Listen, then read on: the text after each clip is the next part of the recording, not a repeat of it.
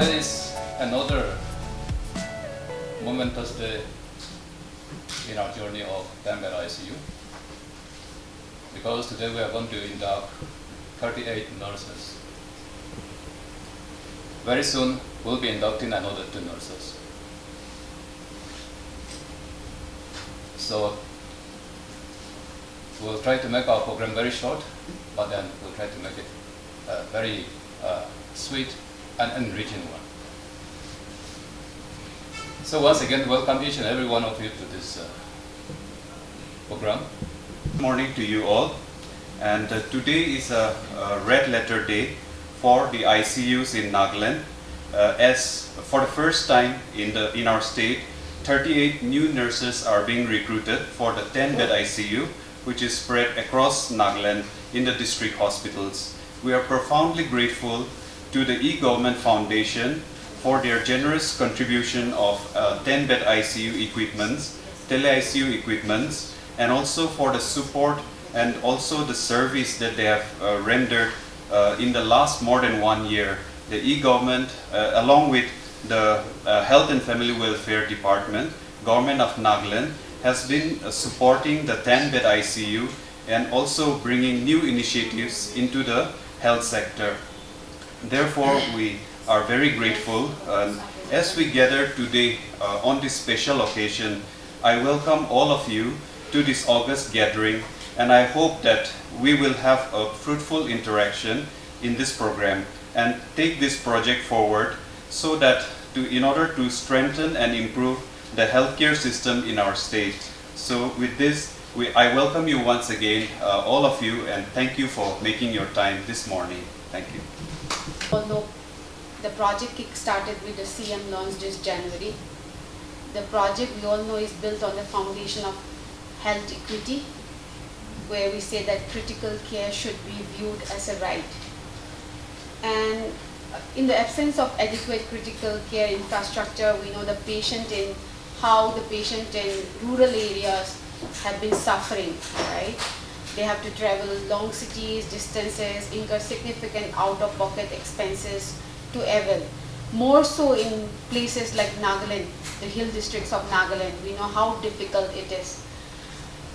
And there has been several secondary research paper which says that poor and socio-economically disadvantaged racial ethnic minorities and those with limited English or mainstream language proficiency are at a higher risk of receiving suboptimal critical care.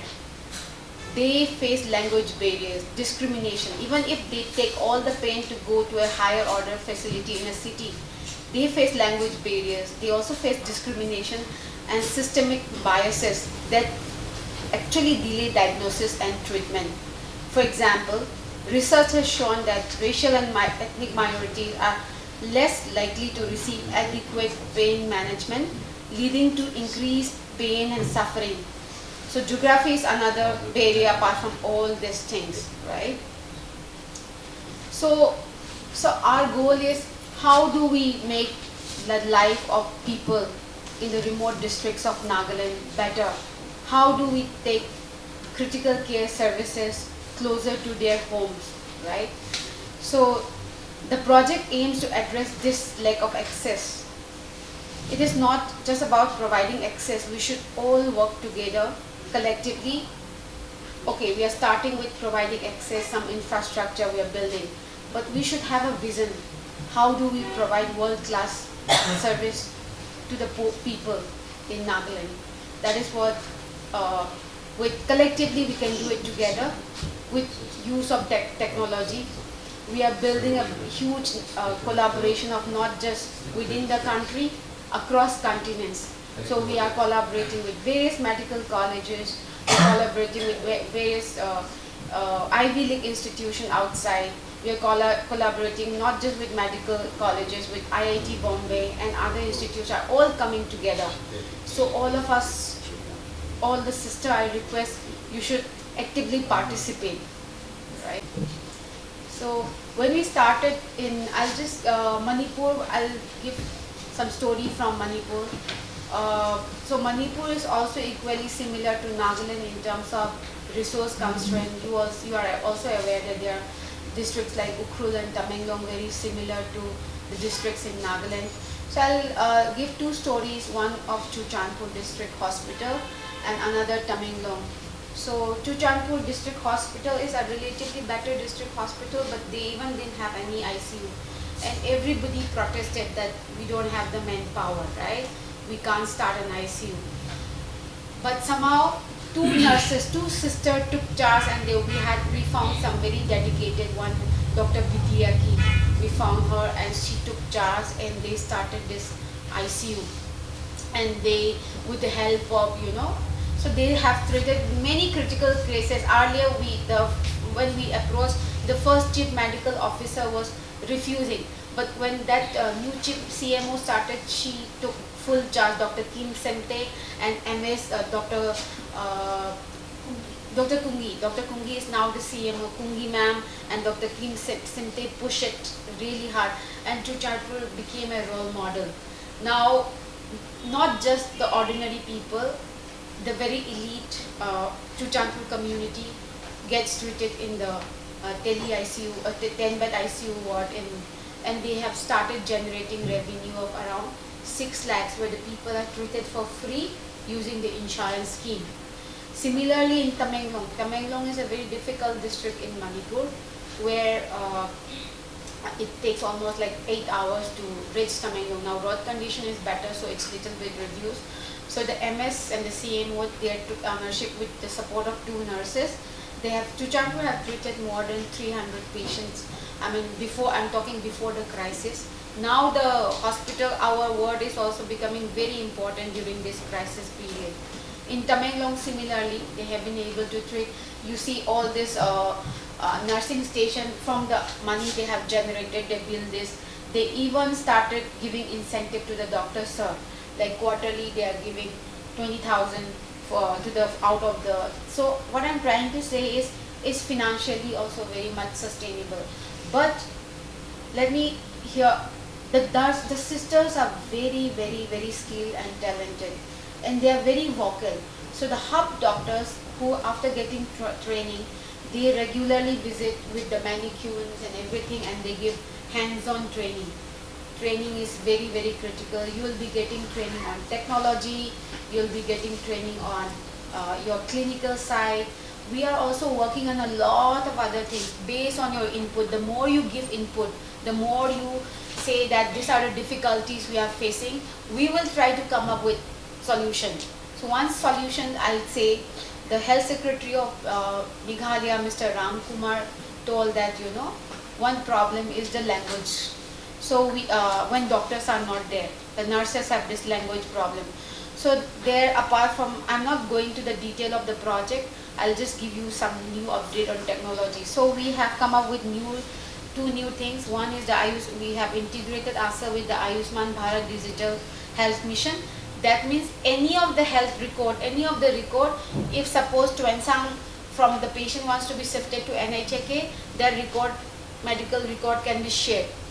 Also, if somebody go to Apollo or anywhere through the Ayushman Digital Bharat interoperability, we are now integrated with ABDM. Another Shay will give you a demo. So, say, can you just go to the protocol? We are now in 209 hospitals.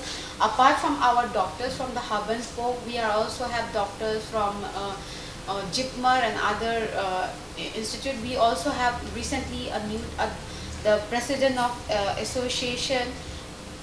American Association for Physician of Indian Origin, Dr. Padma Shri, is planning to join us full time.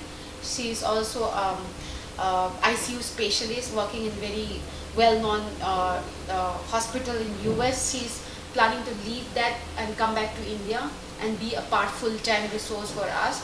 So what we have done is we have identified 10 diseases so far, and our doctors are developing protocols. So, and these protocols we are collaborating. So this flowchart will be available for the nurse for any kind of problem. They can refer to this poster. But we are working with IIT Bombay and we have created nurse assistant, AI assistant called Ayushma for the sisters. So whenever the sisters have any doubt, they can just ask Ayushma what to do in that particular, let's say for septic shock protocol, any question they can ask, and the software will answer in that language. So far we have language capability in English, Hindi, Bengali, Tamil and all this. Slowly we'll build Assamese, Nagamese, like that. So Sei will give you a demo of Ayushma. Yes, over to you, Sei. Ayushma is an AI assistant for nurse or junior doctors to help them with predefined ICU protocols. Software uses best practice in utilization of ICU equipments. In our hub and spoke, and even the Tele ICU project itself, so many times doctors at the hub point out that kind of questions they receive from the spoke indicates lack of knowledge in basic ICU procedures and protocols. So instead of depending on somebody from the hub to attend, the spoke nurses and junior doctors may now ask questions to Ayushma and get the right advice on standard procedures. And even the nurses and junior doctors at the Hub Institute may also utilize this. Greetings to the respected Commissioner and Secretary, the Director of Directorate of Health and Family Welfare, the senior doctors and nurses, and to all my fellow mates. I would also like to give thanks to the program organizers for giving me this opportunity to speak on behalf of my fellow mates. We feel so privileged to be chosen as an ICU team, and we would also like to give a special thanks to Dr. Akray and his team for their constant support and believing in us from the beginning till the end. It wouldn't have been possible without them. I would also like to thank the university proprietor for taking special care of us. We thank the e-government, the 10-bed ICU program team for giving us an opportunity to be a part of this team, and in not only providing us with their knowledge, but also the warm welcome, accommodation, and good foods too. And also speaking, they'll be providing us with our travel allowance too. Thank you so much.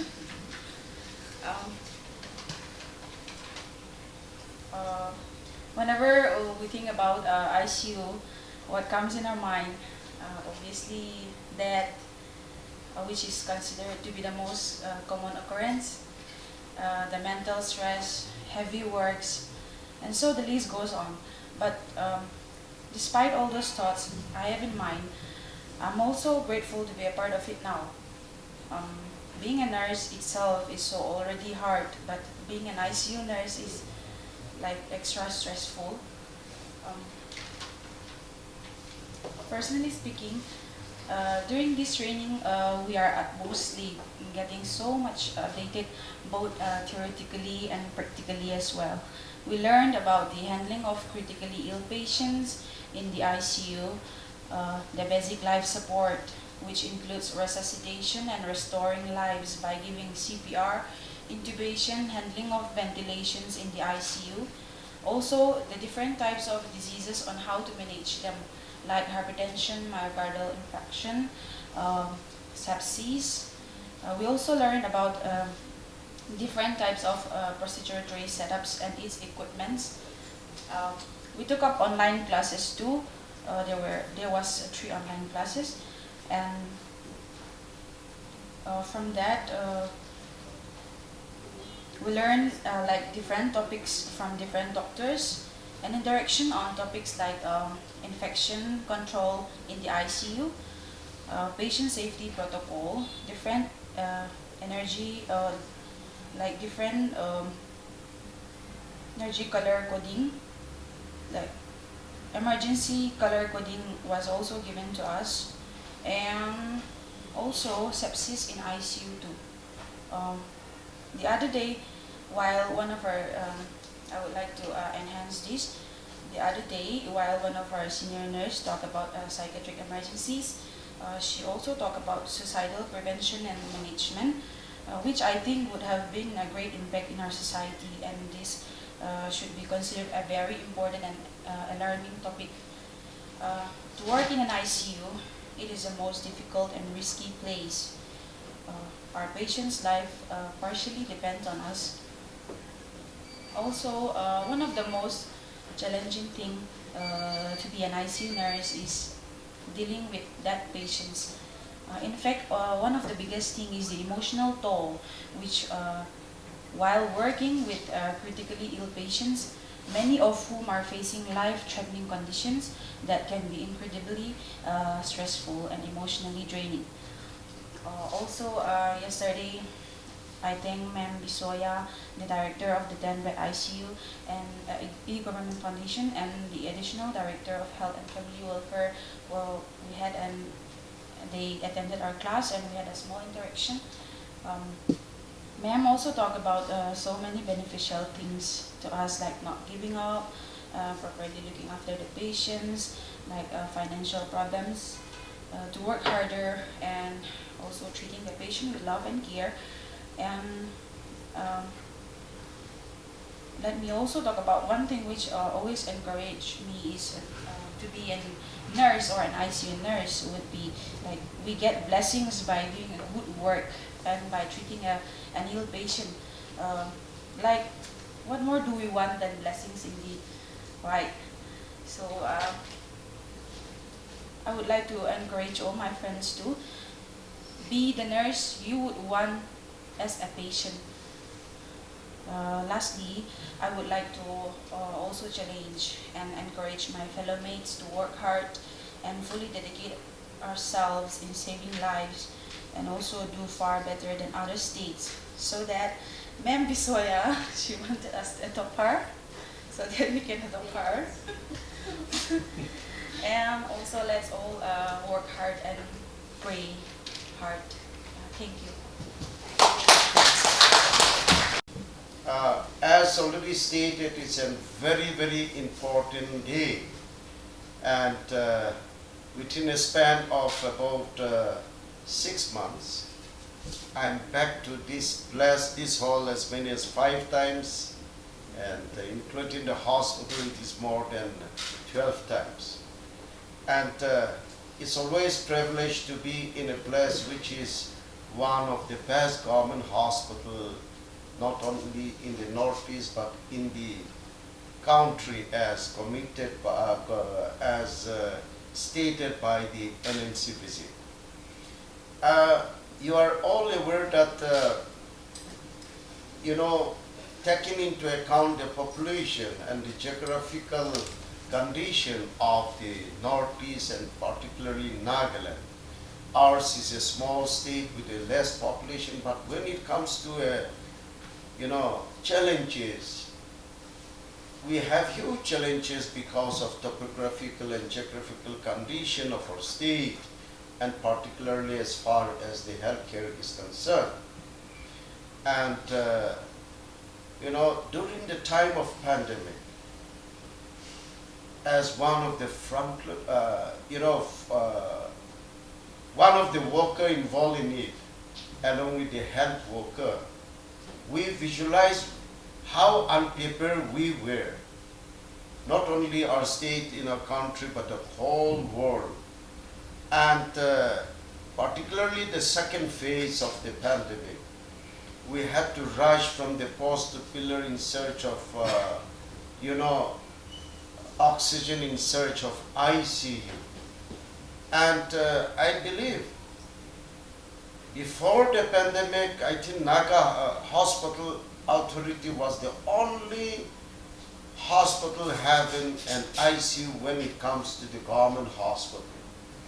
And not many private hospitals had the facility, and we really had a hard time. So I always consider to be COVID-19 pandemic was like a blessing in disguise to all of us.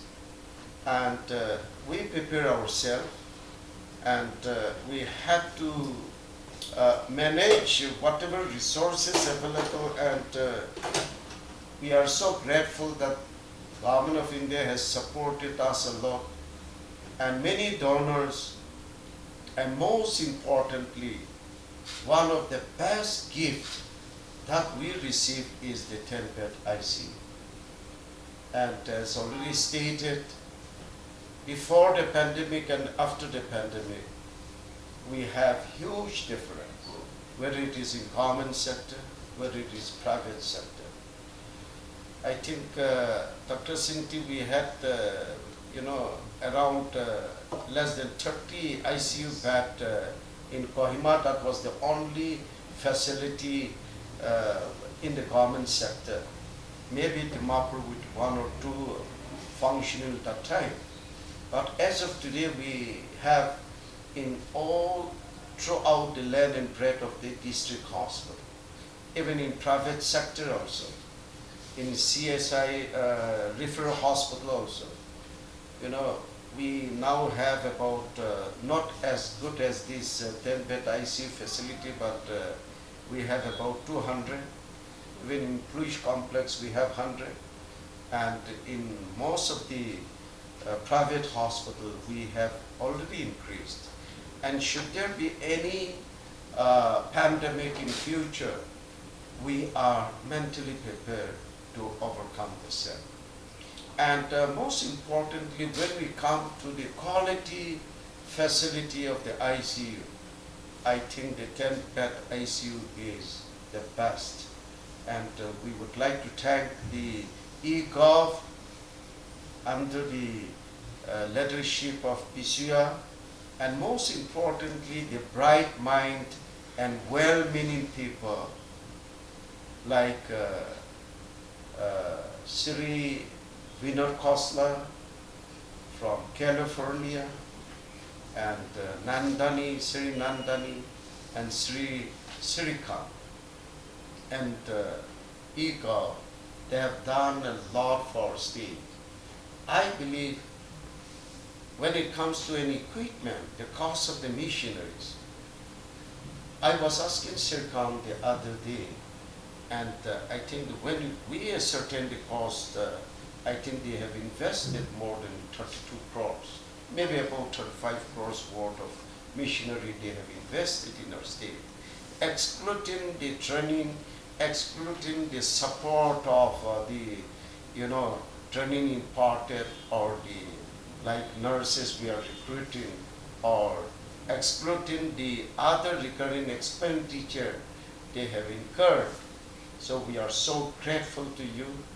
And as stated, this one of the best gifts received by our state was launched by no other than our Honorable Chief Minister Sir Nifirio on 6th of March this year. And initially there was a problem because network was an issue, the electricity was an issue, and the manpower, how to handle it, who to handle it was an issue.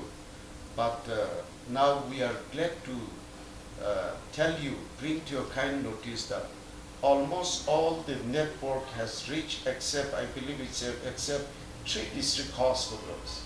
So the rest, 10 district hospitals are started functioning. And the burning desire of our state is to provide equitable and affordable, accessible healthcare to all its citizens. That is the burning desire of our Honorable Chief Minister Sri Nifirio, and also the burning desire of our Honorable Minister for Health and Family Welfare, Sri P. Paiwan Konak, and my Honorable Minister P. Paiwan Konak is sending his best wishes and greetings to all of you on this very important occasion. So what we are looking at is, as already stated, we would like to, we already have a hub and spoke, And since one of the best doctors are here in Naga Hospital, and it would be, it will not be possible to post the doctors to all the land and breadth of the district hospitals. I'm talking about specialized. So what we are looking at and what we are doing is the doctors who are here under the active leadership of Mr. Sintiyang Merin, and also most importantly Dr. Akrian is there. They will continue to assist the health worker in all the districts. And what we are looking at is in near future, our own children, our own brothers and sisters who are studying far off in Mumbai, in Delhi, in Bangalore, or even in abroad, they will able to go to the, they will able to go to the center, and they will interface with their parents, interface with the grandfather, grandmother, with the family members, with the loved ones, and they will inquire about the health condition of the loved ones, from there itself, and they can see the condition of their loved ones, so which will also save money and time, So this is what we are looking at it. And as far as the state government is concerned, and as far as the department is concerned, we are so fortunate that we have given this responsibility to Dr. C. Teso, who is one of the finest gentlemen. And I'm so happy that he is doing his level best. And as far as the cooperation is concerned, there will not be dirt about it. And as stated, the network was an issue, but the manpower, the existing manpower in the state is not enough to handle this kind of very latest and very, dedicated equipments. And when we were looking forward that we need more manpower, and we cannot go on the basis of IPHS norms. If you go on the basis of IPHS norms in then public health standard, there is a huge shortage of doctors, more than 500 doctors shortage, as if you follow that norms. There is a shortage of more than 2,350 nurses. So whatever resources available, manpower available, we decided to look after the healthcare for state. And when we visualize that there is a shortage of nurses, I always consider that doctors are the next to God, because they heal the people, they look after the people.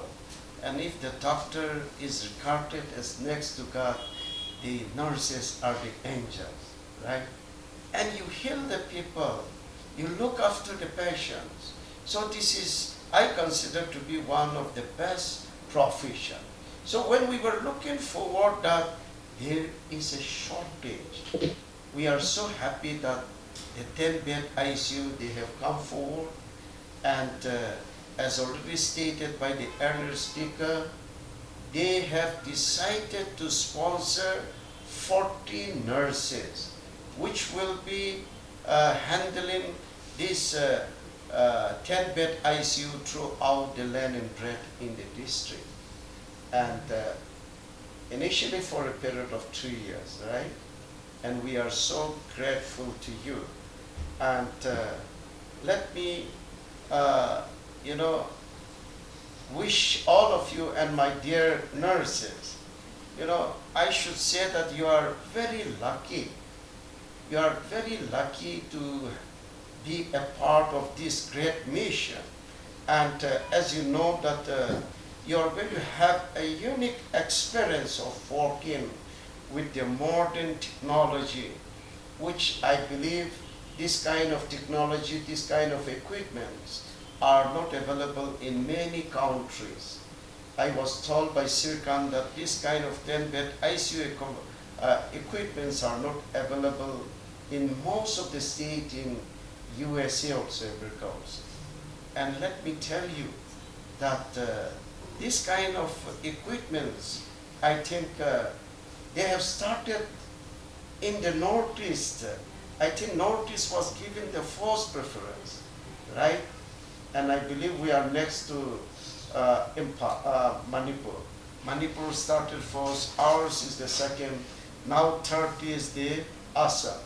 And you know, so when it comes to a technology, you are going to handle the best of the best technology.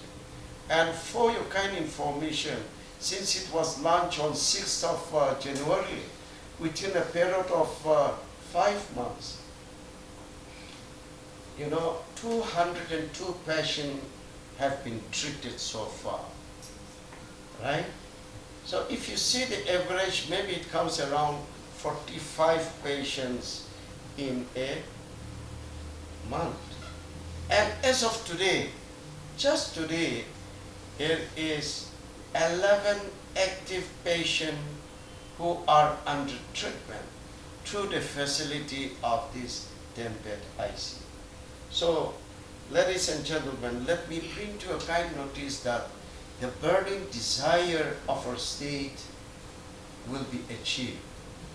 There was a time when the sick people used to come or bring all the way from Nokla to Kohima, which takes, you know, more than 14 hours. There was a time the patient all the way from Kipri, all the way from Pak, Longle, Dongsang, Zinaboto, they rushed to Kohima, they rushed to Dimapur in search of a better facility and most importantly ICU. But it is not going to be the same again.